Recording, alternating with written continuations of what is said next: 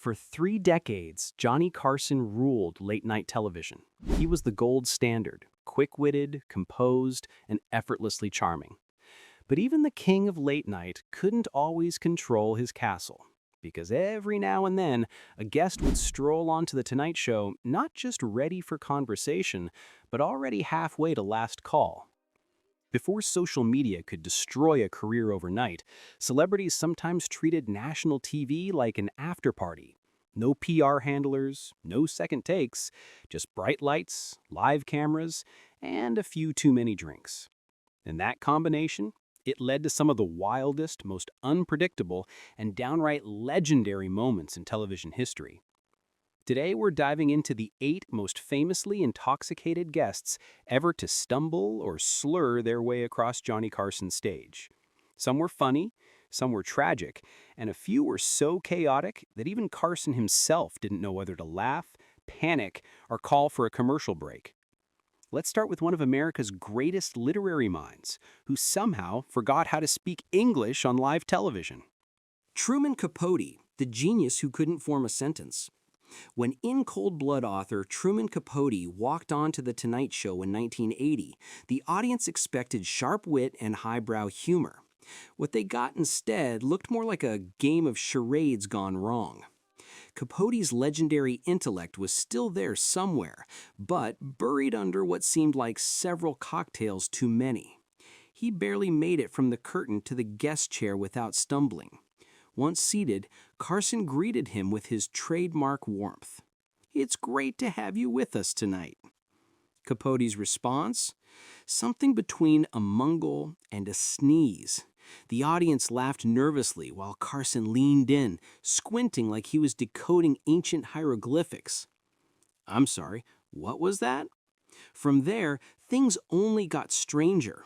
Capote attempted to discuss his new work, but instead launched into an endless story about actor Montgomery Clift that went absolutely nowhere. You could practically see Carson's soul leave his body. At one point, Capote turned to Ed McMahon and slurred, "You look so comfortable. Can I sit in your lap?" The crowd erupted in disbelief. McMahon's expression said everything. Pure panic, frozen smile, mental note to avoid eye contact. By the 12-minute mark, Capote missed his glass when drinking water, spilling it down his shirt and pretending nothing had happened. The growing wet patch on his chest only added to the awkwardness. Finally, Carson, professional as ever, cut to an early commercial break, exhaling the second the camera stopped rolling. Backstage, he reportedly told his producer, "That wasn't an interview, that was a hostage situation in slow motion." Capote was never invited back. The moment became infamous, not just for how uncomfortable it was, but for how it revealed the dark side of fame and genius. The brilliant writer who once dazzled the world couldn't even finish a sentence. But if Capote was chaos in slow motion, the next guest was chaos with a megaphone. Shelley Winters, the Hurricane in Heels. Two-time Oscar winner Shelley Winters wasn't just a guest. She was a storm system in human form. Everyone at NBC knew the drill when her name showed up on the schedule. She was charming, unpredictable, and usually halfway through a bottle before stepping on stage. Producers would slot her second or third in the lineup, hoping she'd sober up a little backstage. Spoiler alert, she didn't. Her most unforgettable appearance came in 1974 when she was booked to promote her autobiography. Within seconds of being introduced, Winters interrupted Carson mid-sentence with a completely unrelated story about Marlon Brando. From there, the show descended into glorious chaos. She talked over Carson, shouted to the audience, and even grabbed his cue cards, tossing them into the air like confetti. "You won't be needing these, Johnny. I'm much more interesting." Carson tried to keep control, but his polite smile started twitching like a man on the edge. The real victim of the night, though, was the poor young actor sitting beside her. Winters repeatedly interrupted him, rested her hand on his knee, and announced to America, "His movie isn't very good, but he is pretty to look at." The audience howled. Carson looked ready to evaporate. After the segment, he reportedly told his producer, "If she's ever booked again, I'm taking the night off." She wasn't seen on the show for almost 3 years. Winters eventually returned under strict rules. Early afternoon taping, limited champagne, and a clear warning: one more meltdown and she'd be banned forever. Let's just say Carson's staff didn't call her the Hurricane for nothing. But if Winters was a storm, the next guest was an entire weather system collapsing in real time. Dean Martin, when the act stopped being an act. Dean Martin built his whole image around being Hollywood's lovable lush, the man with a drink in his hand, a smirk on his face, and a joke for every occasion. For years, insiders insisted it was mostly an act. The booze was often apple juice, the slur was deliberate, and Dean was always in control, until one night in 1976 when he wasn't. He walked out for what should have been another breezy interview, but this time he missed the chair, literally. The audience laughed, thinking it was part of the act. Carson's smile, though, faded fast. When Johnny asked about Martin's upcoming NBC special, Dean blinked in confusion. What special? Carson tried to joke it off. Well, if you don't know, I guess I won't spoil the surprise. The audience chuckled nervously, but Dean didn't even smile. He just looked around and asked, "What time is it?" The next 7 minutes felt like an eternity. Martin drifted in and out of stories, started singing "Everybody Loves Somebody" mid-sentence, and at one point asked if the show was live or taped, halfway through the interview. Carson mercifully cut to a commercial, visibly shaken. Backstage, he told staff, Dean made drunk look classy until it didn't. The incident marked the beginning of the end for Dean Martin's Tonight Show appearances. What had once been a charming persona had turned heartbreakingly real, a glimpse behind the mask of Hollywood's most effortless cool guy. If Dean's fall was sad, the next guest's was pure shock value, because America's most dignified TV lawyer turned out to be not exactly courtroom ready. Raymond Burr, The Fall of Perry Mason. For millions, Raymond Burr was Perry Mason, calm, composed, and morally unshakable, which made his 1970 Tonight Show appearance all the more unbelievable. He arrived 40 minutes late, stumbling backstage and smelling like a vineyard. Carson's team wanted to cancel, but sending away such a famous actor would have caused chaos, so they crossed their fingers and prayed. The moment Burr walked out, you could feel the collective uh-oh in the studio. His tie was crooked, hair messy, eyes glassy. When Carson asked what he was working on, Burr responded with a 10-minute monologue about orchids? Yes, orchids, for 10 full minutes. Carson tried to redirect him. Burr ignored every question, rambling about his greenhouse in Fiji and forgetting mid-sentence what he was saying. The audience started to laugh nervously, sensing something was off. Then came the moment no one could believe. Carson, trying to keep things on track, asked, what was it like playing Perry Mason all those years? Burr squinted at him and said, "What did you say your name was again?" The audience gasped. Carson, stunned, paused, then extended his hand with a half smile. "Johnny Carson, pleasure to meet you, Mr. Burr." It was pure survival instinct, and it worked. The audience laughed, tension released, but afterward, Burr was never invited back. Carson even introduced a new rule. Producers had to personally check each guest before airtime to ensure no one was under the influence. All thanks to one orchid monologue gone horribly wrong. But if that was the fall of Perry Mason, the next man proved that genius and drunkenness sometimes go hand in hand, literally with a bottle of wine. Orson Welles, brilliant, bold, and buzzed. Orson Welles wasn't just a filmmaker. He was the filmmaker, the man behind Citizen Kane, the original Hollywood prodigy.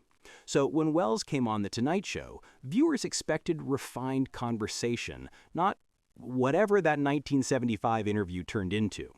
Backstage, he'd reportedly finished multiple bottles of wine. Par for the course, according to staff. But that night, it showed. Sweating under the studio lights, red-faced and booming, he launched into an unscheduled 14-minute monologue on Shakespeare's problem plays.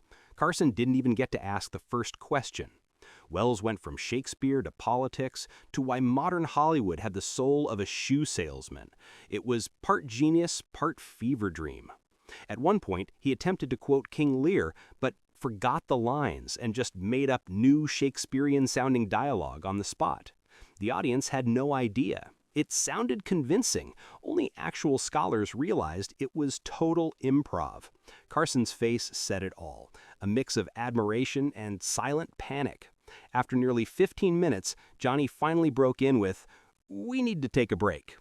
Backstage, he sighed to his producer, "The genius was there, the sobriety wasn't." And yet, unlike other guests on this list, Wells was always invited back. Even drunk, he was mesmerizing, proof that charisma can survive almost anything, even a few bottles of wine. Next up, a guest whose glamour outshined her balance and whose vodka did the talking.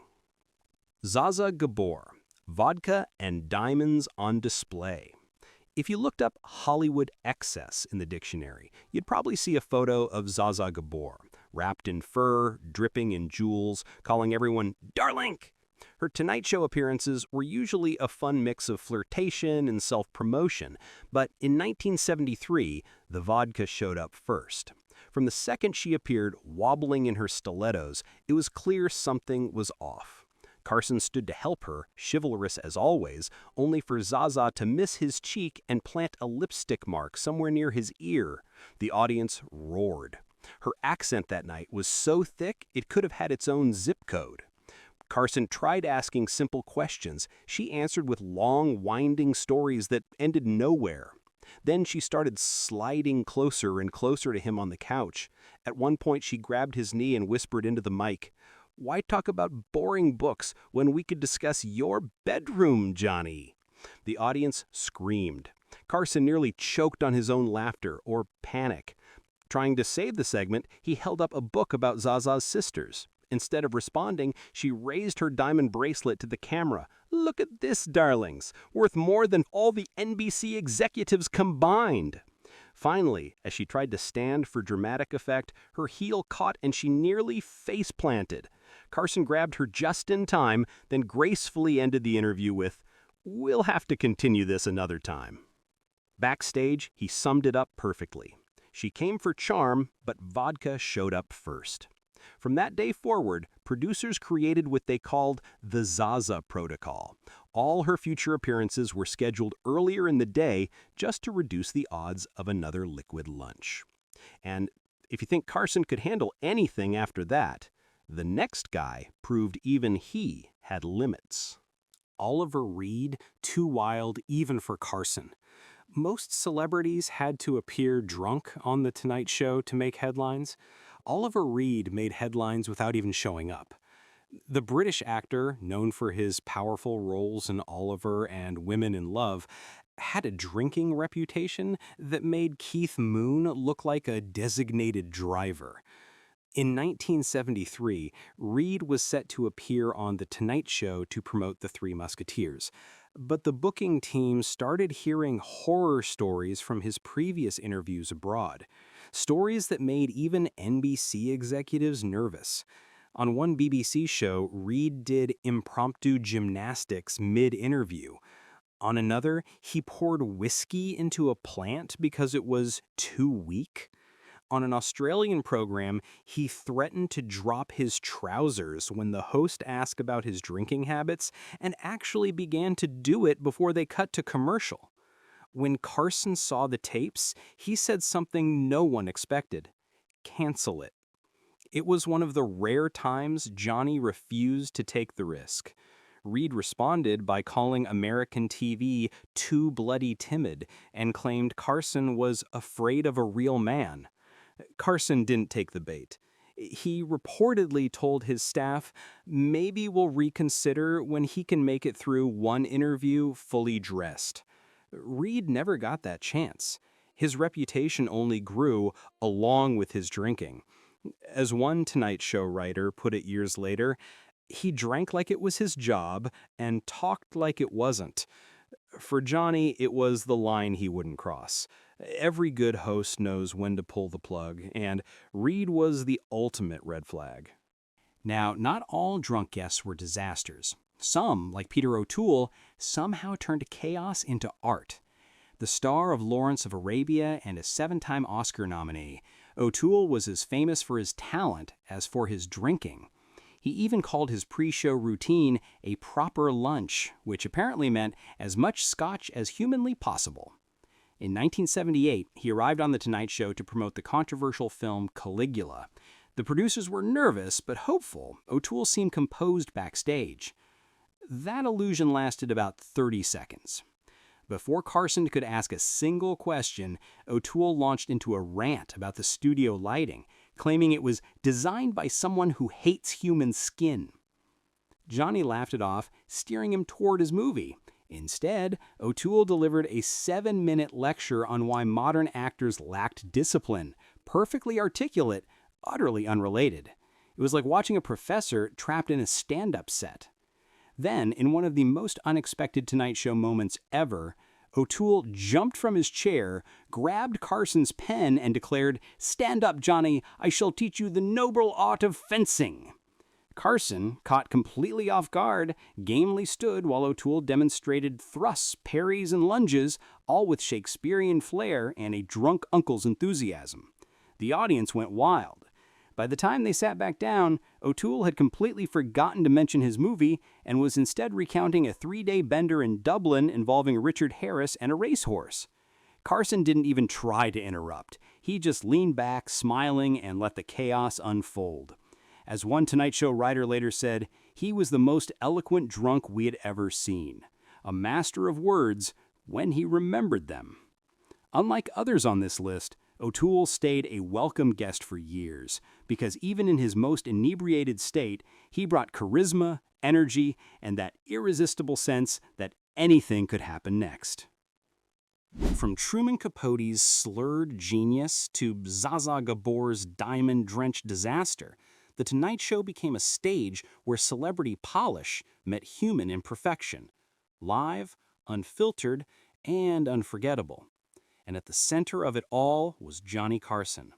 Calm, witty, and always in control, even when everything around him was falling apart. These moments weren't just about drunken antics. They were windows into the strange relationship between fame and vulnerability. How the same charisma that builds stars can also push them off balance. Today, with every word and gesture instantly immortalized online, moments like these could never happen again. But that's exactly why they fascinate us. They remind us that even legends stumble, sometimes literally, and that the beauty of live TV was its unpredictability. So next time you sip a late-night drink, raise a glass to Johnny Carson, the man who kept his composure while Hollywood fell off the couch beside him. Which of these moments shocked you most? Let me know in the comments. And if you enjoyed this deep dive into late-night chaos, don't forget to subscribe for more stories from the wild side of Hollywood history. Because trust me, this is just the beginning.